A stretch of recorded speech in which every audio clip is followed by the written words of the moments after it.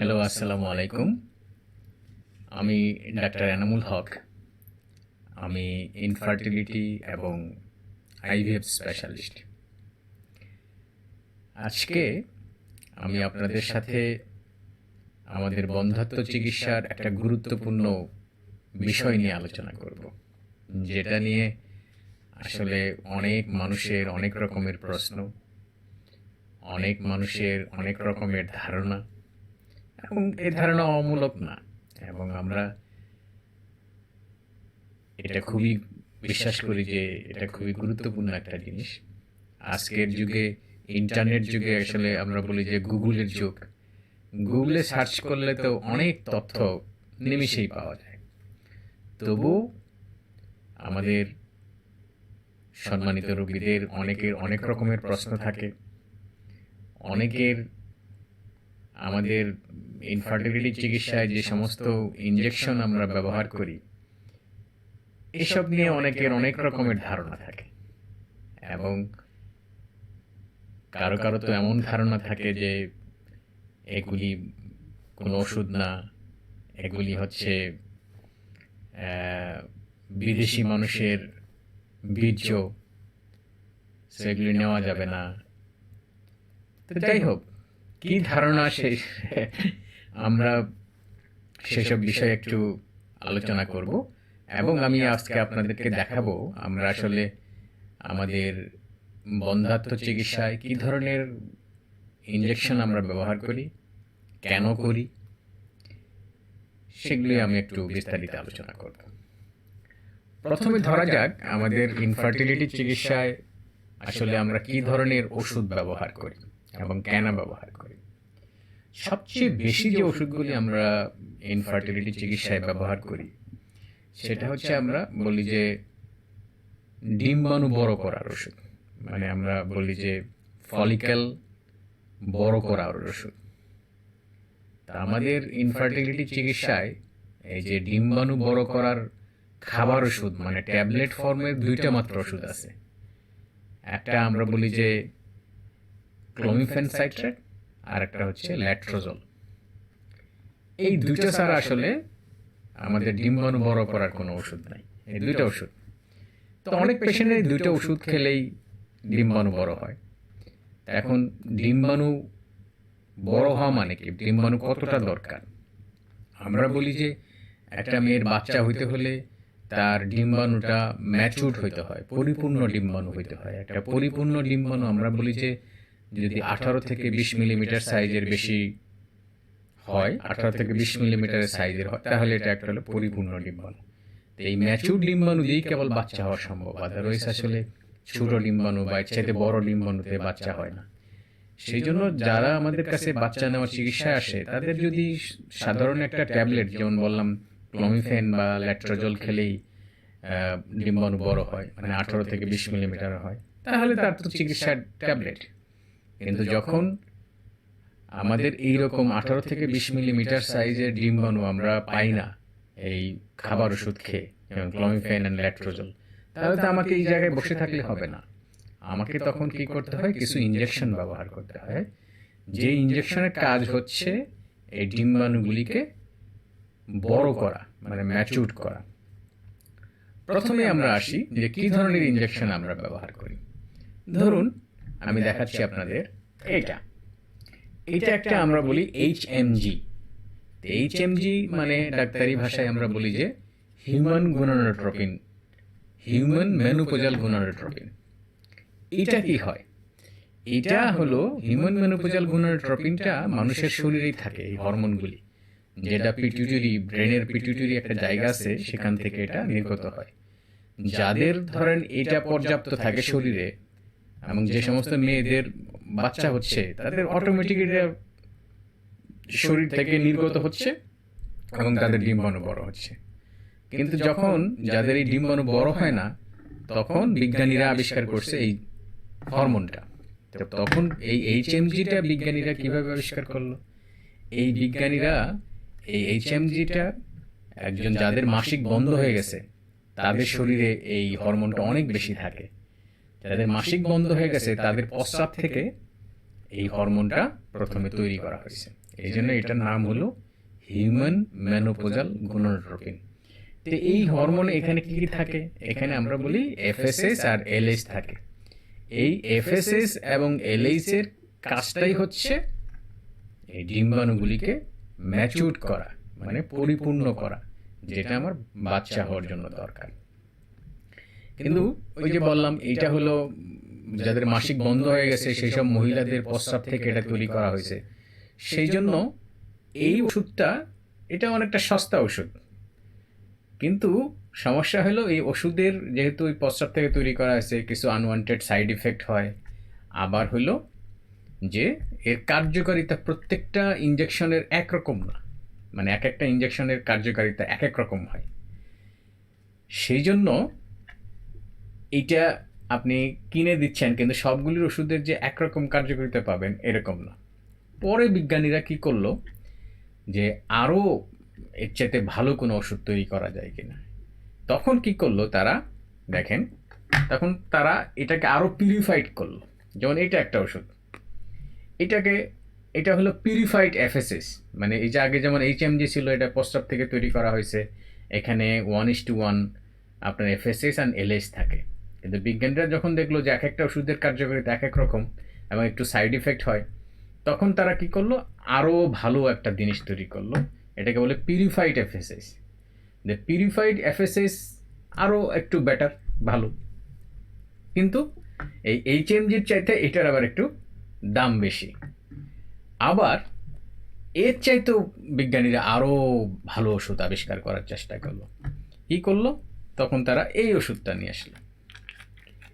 এইটা হলো একটা রিকম্বিনেন্ট এফএসএস। মানে রিকম্বিনেন্ট এফএসএসটা মানে হলো এরা বিজ্ঞানীরা ল্যাবরেটরিতে জেনেটিক ইঞ্জিনিয়ারিং করে এটা আবিষ্কার করছে।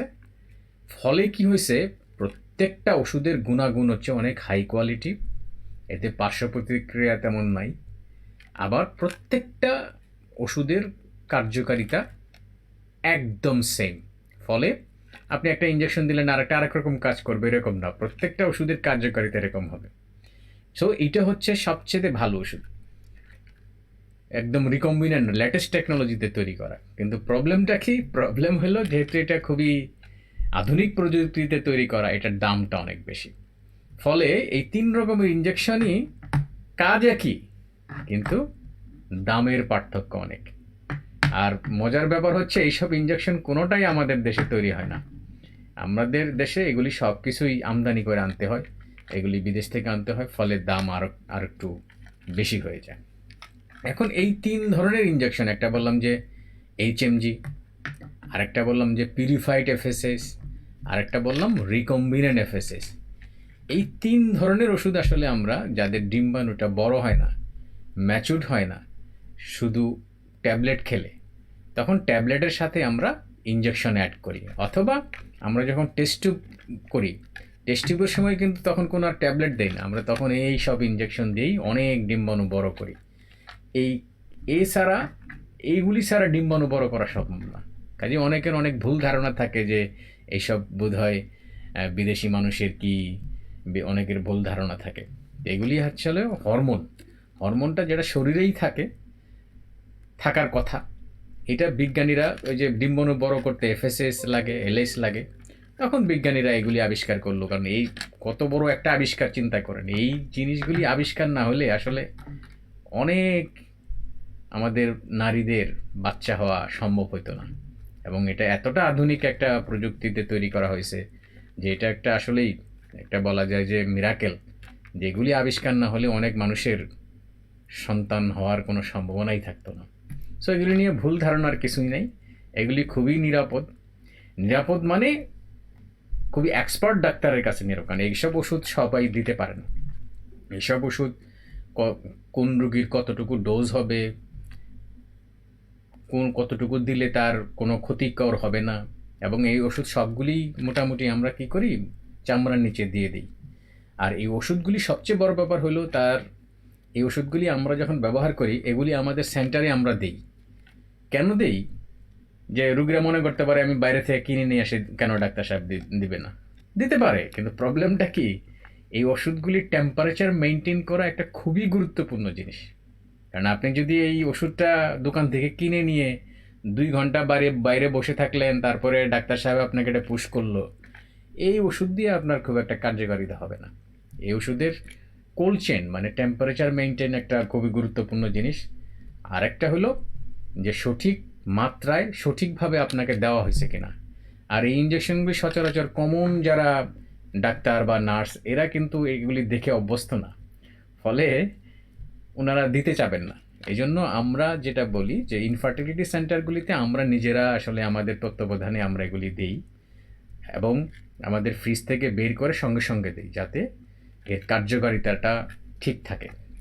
এটা খুবই গুরুত্বপূর্ণ জিনিস। এবং ইনফার্টিলিটি চিকিৎসায় এই ইনজেকশনই হলো একটা ট্রিক্স, যে ইনজেকশনটা আপনি সঠিক মাত্রায় সঠিক ডোজে সঠিক সময়ে সঠিক জায়গায় দিতে পারলেন কি না, এটার উপরেই আসলে সাকসেস রেটটা নির্ভর করে। এবং এই ইনজেকশন যে ডাক্তার সাহেব যত ভালো জ্ঞান রাখেন, যারা বিদ্যা বুদ্ধি অভিজ্ঞতা দিয়ে ব্যবহার করতে পারেন, তার সাকসেস রেটটাই তত বেশি।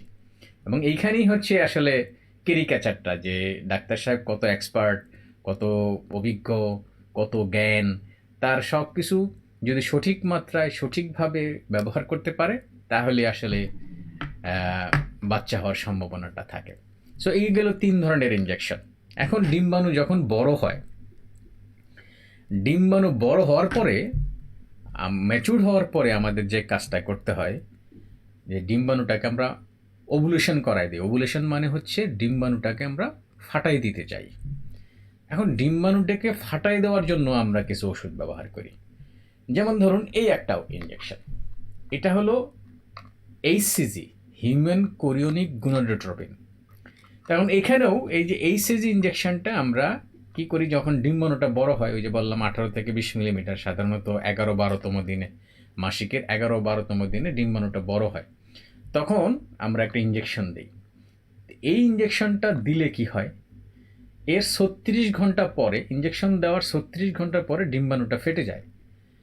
ফলে 36 ঘন্টা পরে ডিম্বাণুটা ফেটে গেলে ওই সময়টাই হচ্ছে বাচ্চা হওয়ার সময়, গর্ভধারণ করার সময়। ফলে ওই 36 ঘন্টা পরে আমরা হাজব্যান্ডের সাথে সহবাস করতে বলি। এটা খুবই গুরুত্বপূর্ণ জিনিস। ফলে অনেক রোগী করে কি, আমরা ওই ডিম্বাণু বড় হওয়ার পরে ইনজেকশন দিতে চাই। অনেকের ভুল ধারণা যে কি ইনজেকশন দিচ্ছে, অন্য মানুষের বীর্য দিচ্ছে কিনা। এগুলি হচ্ছে এইচসিজি মানে হিউম্যান কোরিওনিক গুণোড্রোপিন। এটাও একটা হরমোন, এটাও হচ্ছে প্রেগনেন্ট মহিলাদের ইউরিন থেকে তৈরি করা হয়েছে। তো এটা দিলে ওভুলেশন হয়। এখন এটাও হলো ওই যে বললাম ইউরিন থেকে তৈরি করা হচ্ছে, কিন্তু এর চাইতেও আরও ভালো ওষুধ তখন তারপরে আবার আসে। ওইখানে যেমন দেখলাম যে ডিম্বাণু বড় করার ভালো ভালো ওষুধ আসছে, এর চাইতেও পরবর্তীতে আরও ভালো ওষুধ চলে আসছে। কী ধরনের ওষুধ আসছে এখন দেখেন, একটা হলো যে এটা বললাম যে হিউম্যান কোরিওনিক গুণোড্রোপিন, ইউরিন থেকে তৈরি করা হয়েছে। তারপরে আসছে যে রিকম্বিনেন্ট এইচসিজি চলে আসছে। রিকম্বিনেন্ট এইচসিজি হলো, এটা দেখেন, এটা একটা রিকম্বিনেন্ট এইচসিজি, ওই রকম ওই ল্যাবরেটরিতে জেনেটিক ইঞ্জিনিয়ারিং করে এগুলি তৈরি করা হয়েছে। তো এইটারও ওইরকমই, এটা হাই কোয়ালিটি, এটার সাকসেস রেটটা ভালো, কিন্তু দামটা হলো বেশি। ওইখানে আরেকটা আমি যে ডিম্বাণু বড় করার আরেকটা আধুনিক ওষুধ আছে, যেটা খুবই ভালো, যেমন পেশেন্টরা বাড়িতে বসে দিতে পারে, সেটাও একটা আমি দেখাই। যে ধরুন এটা হলো পেন, ডায়াবেটিসের যেরকম পেন থাকে, ডায়াবেটিস রোগীরা যেরকম দিতে পারে, এরকম আমাদের ওই রকম রিকম্বিনেন্ট এফএসএস পাওয়া যায়। তো রিকম্বিনেন্ট এফএসএস পাওয়া যায়, রিকম্বিনেন্ট এলিস পাওয়া যায়, আবার কম্বিনেশনও পাওয়া যায় এফএসএস অ্যান্ড এলিস, এটাকে নাম হলো পার্গোভেরিস। এটা যেমন হচ্ছে গুনালেফ পেন। পেনটা হলো একদম আধুনিক একটা প্রযুক্তি, যেখানে হলো কত মাত্রা ডোজে দেবো আমরা, 50 দেবো না 75 দেবো, 100 দেবো না 200 দিব না 300 পাওয়ার দিব, একদম পেন দিয়ে মেজার করে সুন্দর করে ছোট্ট একটা ইঞ্জেকশন দিয়ে এটা আমরা দিয়ে দিতে পারি। তো এটা হলো খুবই আধুনিক একটা প্রযুক্তি, এবং এটা রুগীরা বাসায় বসে নিজেরা ছোট্ট একটা নিডল দিয়ে রুগীরা বাসায় বসে দিতে পারে। সো এটা খুবই একটা আধুনিক একটা প্রযুক্তি। ওইরকম রিকম্বিনেন্ট এইচসিজিটাও সিম্পল, এটা বানানোই থাকে, ইঞ্জেকশন একদম বানানো থাকে। তো পেশেন্টরা, এবং এই নিডলটা খুবই ছোট, পেশেন্টরা নিজেরাও বাসায় আমরা শিখাই দিই আমাদের সেন্টারে, পেশেন্টরা বাসায় দিতে পারে চামড়ার নিচে। তো এটার কাজ হচ্ছে এই যে বললাম এইচসিজি, রিকম্বিনেন্ট এইচসিজি আসে। আবার রিকম্বিনেন্ট এলএইচও আছে। রিকম্বিনেন্ট এলএইচটাও একই কাজ, কিন্তু ওটার দাম বেশি, ওটার নাম হচ্ছে লুভেরিস। তো ওটাও পাওয়া যায়, ওটাও দিলেও কাজ একটাই, ডিম্বাণুটাকে ফাটাই দেওয়া। তো ডিম্বাণুটা ফেটে গেলে এর 36 ঘন্টা পরে হলো বাচ্চা হওয়ার সময়, তো ওই সময়টা সহবাস করলে ওনাদের বাচ্চা হওয়ার সম্ভাবনা থাকে। আর এই যে বললাম এইসব ইঞ্জেকশন, এই যে ডিম ফাটানোর ইঞ্জেকশন, আরেকটা ইঞ্জেকশন আছে যখন ধরেন কিছু কিছু রুগী, যেমন আমরা বলি polycystic ovarian syndrome. Polycystic ovarian ক্ষেত্রে আমরা যদি এইচসিজি দেই, এইচসিজি দিলে একটা পার্শ্ব প্রতিক্রিয়া হওয়ার সম্ভাবনা থাকে। এটার আমাদের এই বন্ধ্যাত্ব চিকিৎসায় খুবই মারাত্মক ধরনের পার্শ্ব প্রতিক্রিয়া, সেটাকে এবং আমরা এটাকে বহুত ভয় পাই। এটা হচ্ছে ওভারিয়ান হাইপার স্টিমুলেশন সিনড্রোম বলি। তো এই ওভারিয়ান হাইপার স্টিমুলেশন সিনড্রোম তো যখন আমরা ধারণা করি যে রুগীর হইতে পারে, সেই সব ক্ষেত্রে আমরা এই এইচসিজি ইঞ্জেকশনটা দেই না, তখন আরেকটা ইঞ্জেকশন দেই। তখন সেটা কি, এটাকে বলে ড্যাকাপেপটিল ইঞ্জেকশন দেই। তো এটা হলো ড্যাকাপেপটিল ইঞ্জেকশন, এটা আমরা 2টা ইঞ্জেকশন দেই। এইটার কাজও হচ্ছে ডিম্বাণুটাকে ফাটায় দেওয়া। এখন ডিম্বাণু ফেটে যাওয়ার পরে তারপরে তো তারা সহবাস করলে বাচ্চা হয়। এই হলো মোটামুটি ইঞ্জেকশন। আর টেস্ট টিউব করার জন্য এক্সট্রা আরেকটা ইঞ্জেকশন আমরা ব্যবহার করি, সেটাও একটু আমি বলে দিই। যে এই টেস্ট টিউব করতে তখন আমরা ট্যাবলেট ইউজ করি না, সব এই ইঞ্জেকশনগুলি আমরা ইউজ করি। যে একটা হলে বললাম যে সমস্ত ইঞ্জেকশন আমরা দেখাইলাম। টেস্ট টিউব করলে কী করতে হয়, টেস্ট টিউব করলে অনেক ডিম্বাণু আমাদের বড় করতে হয়। কারণ কি, আমরা অনেকগুলি বাচ্চা তৈরি করতে চাই। আমরা যদি 10টা-12টা বাচ্চা তৈরি করতে পারি, তাহলে কি হবে, তার ওই 10টা-12টা বাচ্চাদের সাথে 4-5 বার টেস্ট টিউব করতে পারবে। মানে একবারে আমরা 2টা দিয়ে দিই, 2টা দেওয়ার পরে বাকিগুলি ফ্রিজ করে ফেলি। তো এরকম অনেক বেশি ডিম্বাণু তৈরি করতে হলে বা বাচ্চা তৈরি করতে হলে আমাদের অনেক ডিম্বাণু তৈরি করতে হয়। তো অনেক বেশি ডিম্বাণু তৈরি করতে হলে এই ইঞ্জেকশনগুলি আমরা অনেক বেশি বেশি দিই। বেশি বেশি দিয়ে অনেক ডিম্বাণু তৈরি করি। তখন এই ডিম্বাণুগুলি যাতে আগে ফেটে না যায়, তখন আরেকটা ইঞ্জেকশন আমরা ইউজ করি বর্তমান যুগে, যেটাকে বলি অ্যান্টাগনিস্ট, জেনারিস অ্যান্টাগনিস্ট। এটার নাম হচ্ছে সেট্রোটাইড। এই জেনারিস অ্যান্টাগনিস্ট দিলে কী হয়, ডিম্বাণুগুলি আমাদের কন্ট্রোলে থাকে, আগে আগে ফেটে যাবে না। কারণ আমরা যখন ডিম্বাণুগুলি বের করব তার আগে যদি ফেটে যায়, তাহলে তো বাচ্চা হবে কীভাবে। কাজেই আমরা ডিম্বাণুটা যেন সঠিক সময়ে পাই, সেটার জন্য কন্ট্রোলের জন্য আমরা আরেকটা ইঞ্জেকশন ইউজ করি। এই হলো মোটামুটি আমাদের ইঞ্জেকশন। আরেকটা হলো যে আমরা যখন মানে টেস্ট টিউব বেবি করার জন্য কি করি, বা যাদের বাচ্চা নষ্ট হয়ে যায় তাদের ক্ষেত্রেও আমরা একটা প্রোজেস্টেরন ইঞ্জেকশন খুব ইউজ করি, ব্যবহার করি। এটা হলো প্রোজেস্টেরন ইঞ্জেকশন। মোটামুটি আমি আমাদের ইনফার্টিলিটি চিকিৎসায় যতগুলি ইঞ্জেকশন আমরা ব্যবহার করি সবগুলি আমরা বললাম। মানুষের ভুল ধারণার কোনো কারণই নাই। এগুলি হচ্ছে হরমোন, মানে এফএসএস, এলএইচ, আবার কোনোটা হলো এইচসিজি। এগুলি মানুষের শরীরেই থাকে, কিন্তু যখন যাদের বাচ্চা হয় না, তখন এই বিজ্ঞানীরা যে কৃত্রিমভাবে তৈরি করেছেন সেই হরমোনগুলি আমরা ব্যবহার করি। এখন এগুলি হচ্ছে দামটা নির্ভর করে আমরা কোন ধরনের হরমোন ব্যবহার করতেছি সেই কারণে। এবং সবগুলি ইঞ্জেকশনে যেহেতু আমাদের দেশে তৈরি হয় না এবং বাইরে থেকে ইম্পোর্ট হয়ে আসে, আমদানি হয়ে আসে, সেই জন্য আমাদের দেশে এগুলির দামটা বেশ বেশি। এবং আসলে বাচ্চার চিকিৎসার জন্য এই জন্য আমাদের অনেক খরচ হয়ে যায়, রুগীদের অনেক খরচ হয়ে যায়। কিন্তু এগুলি, এই যে বললাম ইঞ্জেকশনগুলি নিরাপদ কিনা, এই জন্য খুবই দক্ষ চিকিৎসকের কাছে আসলে এগুলি চিকিৎসা করতে হয়। যে উনি কতটা দক্ষ, তার উপরেই আসলে আপনার কোনো পার্শ্ব প্রতিক্রিয়া হবে কিনা, আপনার এটা সঠিক মাত্রায়, সঠিক সময়ে, সঠিকভাবে দেওয়া হয়েছে কিনা, তার উপরেই আপনার সফলতাটা নির্ভর করে। যে আপনার ডিম্বাণুটা বড় হবে কিনা, ডিম্বাণুটা ফেটে যাবে কিনা, এগুলি সবই ডাক্তারদের দক্ষতা, জ্ঞান, অভিজ্ঞতা এইসবের উপর নির্ভর করে।